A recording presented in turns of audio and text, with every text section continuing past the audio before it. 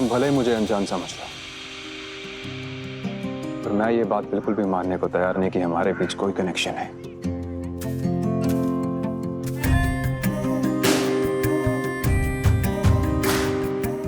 वरना मेरे नाम का अक्षर तुम्हारे नाम के अक्षर में ना बदलता। मुझे पूरा यकीन है कि हम दोनों के बीच जरूर कोई ना कोई कनेक्शन है।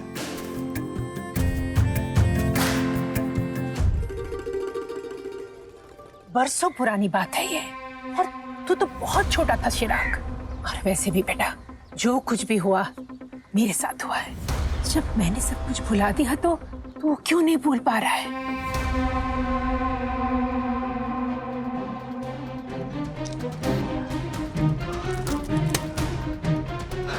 क्योंकि कुछ चीजें भुलाई जा सकती है माँ, लेकिन कुछ चीजों को भूल जाना इंसान की सबसे बड़ी भूल होती है।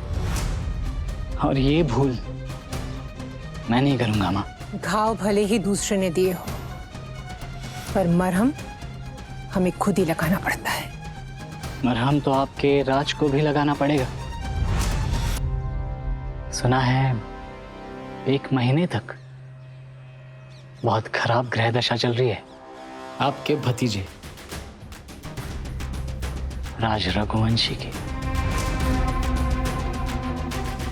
शायद किसी और के घाव मेरे लिए मरहम बन जाए।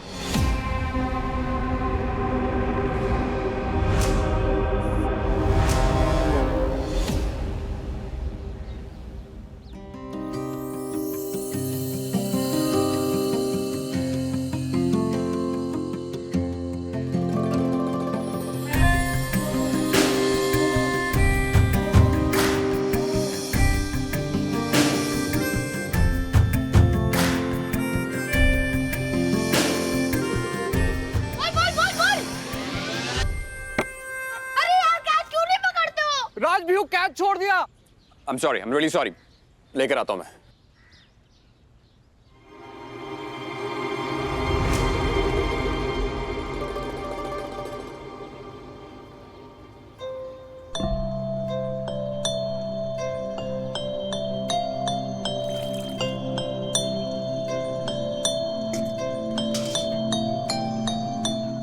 तेरी यूनिफॉर्म फट गई, मैं रफू कर दूंगी।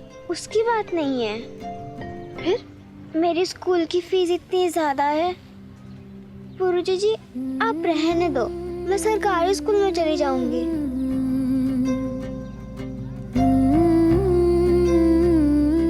रति, रति कहाँ गई? अभी तो यहाँ बैठी थी। रति दिख नहीं रही। रति, पुरुजी जी मैं यहाँ हूँ। अरे तू यही है? अपन को लगा अपनी 7 साल की रति के अंदर दादी अम्मा घुस गई है। गाना मैंने रफू कर दूंगी।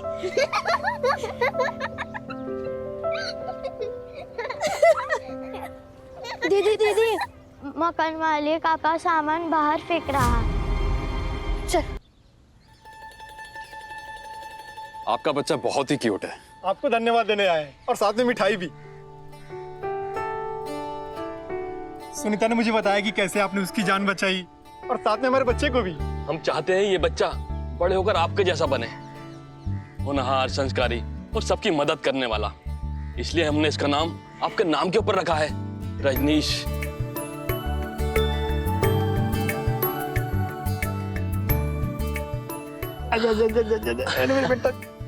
देखिए, मैं आपके काम आ सका, मुझे उस बात की बहुत खुशी है। लेकिन अगर सच कहूं तो ये मेरा नहीं, साइंस का कमाल है।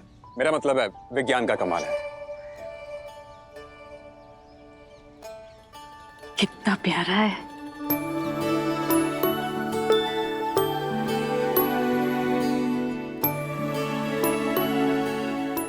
ये लीजिए, इसके लिए कुछ खरीद लीजिएगा। आप नहीं जानते आपने हमारे ऊपर कितना बड़ा उपकार किया।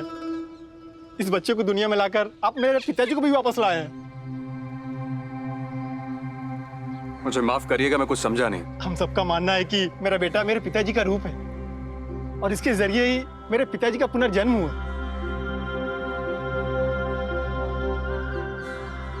आपके पिताजी का पुनर्जन्म? जी, 1 साल पहले मेरे पिताजी का देहांत हो गया था, पर उनकी आखिरी इच्छा थी कि वो अपने पोते का मुंह देखे। एक मिनट, आप इतने विश्वास से कैसे कह सकते हैं कि ये जो आपका बेटा है यही आपके पिताजी है? पिताजी सीढ़ियों से उतरते वक्त अचानक गिर गए और वहीं पे चल बसे। पर उनके बाईं तरफ है ना, यहाँ माथे पे एक चोट लगी थी और वही निशान ये देखिए इसके पास भी है।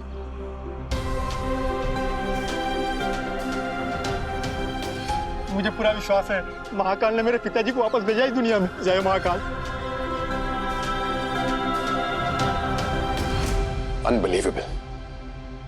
उसने खुद देखा कि उसकी पत्नी की जान मेडिकल साइंस की वजह से बची, लेकिन फिर भी कुछ लोगों का अंधविश्वास नहीं जा पाया। कह रहा है कि उसका बेटा उसके पिता है। What nonsense. कुछ गलत नहीं कह रहा था वो आदमी राज। पर दादू, क्या आज भी लोग इन सब बातों में विश्वास करते हैं? कुछ बातें विज्ञान के परे हैं। विज्ञान तो आज की बात है, पिछले 20-30 साल से आया है। और पुनर्जन्म एक सत्य है, सदियों से चला आ रहा है। इसलिए दादू, बरसों से चली आ रही बातें लोगों के दिमाग में अंधविश्वास बन के घर कर जाती हैं और लॉजिक दिमाग से निकल जाता है। राज, भाऊजी एकदम ठीक कह रहे हैं। मां, मैं तो दादू से चुप।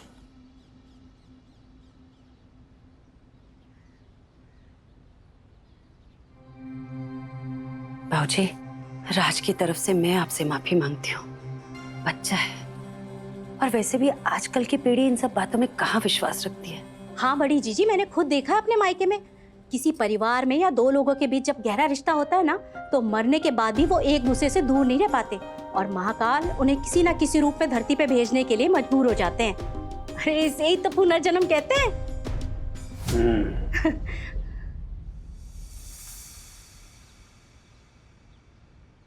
ये क्या राज? और अभी तो इतना बड़ा नहीं हुआ है कि घर के बड़ों के सामने तू मैं करे। मां, हम एक बार जीते हैं और एक बार मरते हैं। और पुनर्जन्म, अगर ऐसा कुछ होता तो मेडिकल साइंस उसका प्रूफ जरूर देती। मैं नहीं मानता इन सब बातों को। अरे रोको ना, रुक जाइए। ये क्या कर रहे हैं आप लोग? रुक जाइए। सेठ जी, ये सब क्या कर रहे हैं? रोकिए ना इन्हें। किराए नहीं दोगे तो मकान तो खाली करेंगे ना। सेठ जी, इस जन्म में लोगों को इतना परेशान मत करिए कि अगले जन्म में पापा का पिटारा लेकर आना पड़े। 1.5 महीने से किराया दिया नहीं और ऊपर से मेरे अच्छे भले घर को झोपड़ा बना दिया। अरे झोपड़ा ही तो है तेरा मकान। ज्यादा बोला ना तो तेरा शांत हो जा। मैं बात कर रही हूँ ना, शांत हो जा।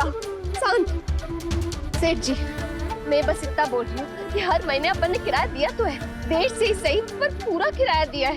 तो ये सब अपन के परिवार को बेघर क्यों कर रहे हो? सेठ जी, महाकाल सब देख रहे हैं और वो सबका हिसाब चुकता करते हैं। अब महाकाल का पैतरा ले आई मोड़ी। किराया 2 दिन में भर देना, नहीं तो इस बार मकान खाली करने से पहले सोचूंगा नहीं। ए चल रहे।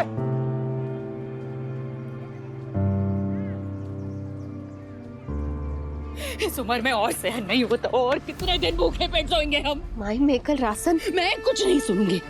चुप करके तू मुरली के साथ ब्याह करेगी। अरे अच्छा मौड़ा है वो, उसे जबरदस्ती करने पर मजबूर मत कर। माई क्यों जबरन मेरा ब्याह कर रहा है? सबकी भलाई के लिए। बहुत चला ली तूने अपनी।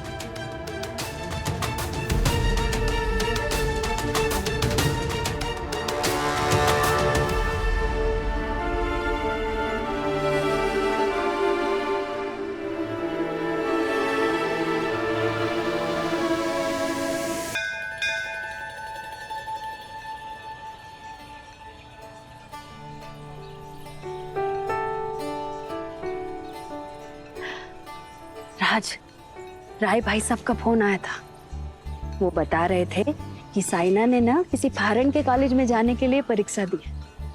अच्छा। बहुत अच्छी लड़की है राज, मुझे तो बहुत पसंद है और बहुत सुशील भी है। बहुत भले लोग हैं। जिस भी घर में उसका ब्याह होगा ना, बहुत भाग्यशाली होंगे, है ना? बिल्कुल सही कह रही हैं मां। अरे पुरोहित जी, रुकिए, ये देखिए हमारा बेटा है। नमस्कार।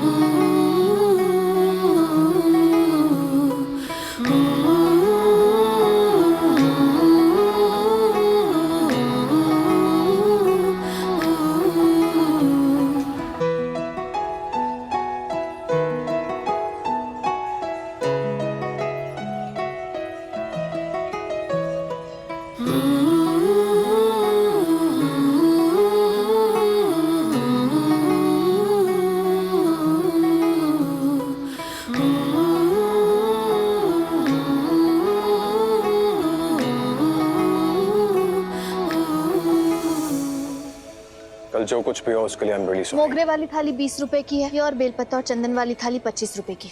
आपको कौन सी थाली लेनी है सर जी? सर जी, तुम तो ऐसे बात करो जैसे पहचानती नहीं है मुझे। अगर आपको थाली नहीं लेनी तो दूसरे ग्राहकों को आने दीजिए।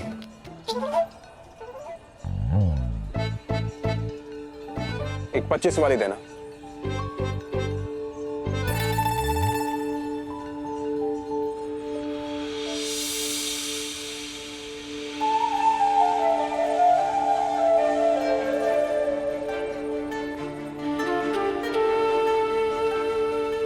कितनी अजीब बात है ना कि मेरे नाम का अक्षर टूट गया और तुम्हारे नाम के अक्षर ने इसे जोड़े रखा।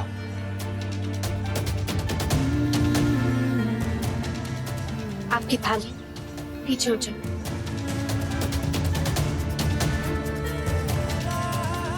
जा रहा हूं। तुम मुझसे दूर रहना चाहो तो रह लो, लेकिन मैं इसे हमेशा अपने पास रखूंगा।